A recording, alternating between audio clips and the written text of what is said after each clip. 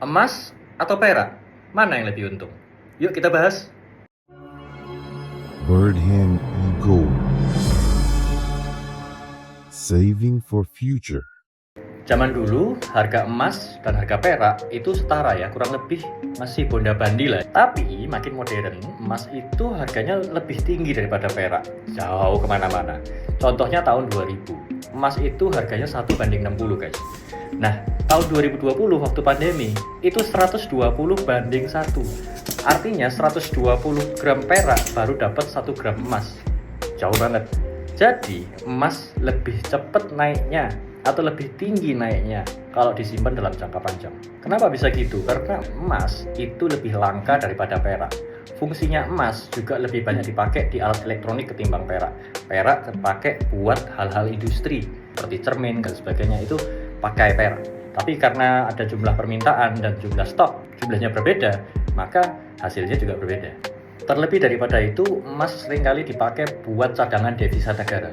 Bahkan uang elektronik yang kalian punya di rekening kalian itu harusnya di backup oleh emas. Jadi lebih baik nabung emas atau nabung perak? Kalau buat saya pribadi ya, emas saya lebih suka.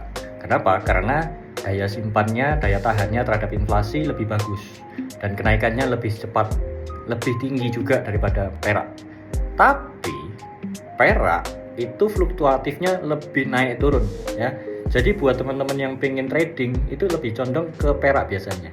Nah, buat teman-teman yang pengen hedging atau simpan dana cadangan lebih baik ke emas. Nah, kalian punya tujuan apa? Kalau mau main jangka pendek, lebih baik nabung di perak. Tapi kalau mainnya jangka panjang, lebih baik di emas. Karena jangka panjang emas 10 tahun nilainya lebih tinggi lagi. Kalau buat saya pribadi, saya lebih baik nabung dua-duanya daripada nabung uang cash. Karena uang cash selalu turun.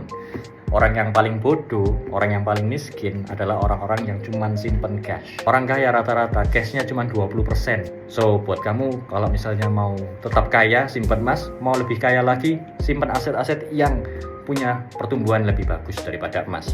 Tapi bukan berarti emas nggak bisa investasi ya. Emas bisa dijadikan investasi. Tapi uang palsu kan banyak. Emas palsu juga mulai banyak. Perak, ada yang palsu? Tulis dulu di komentar dong kalau misalnya kalian punya cerita ketemu perak palsu. Jadi mulailah simpan aset yang nyata seperti emas dan perak. Buat teman-teman yang mau punya emas dan perak dengan harga terbaik, dengan kualitas terbaik, dan pelayanan yang terpercaya, bisa hubungi Bird Hand Gold. Bird Hand Gold. Saving for future.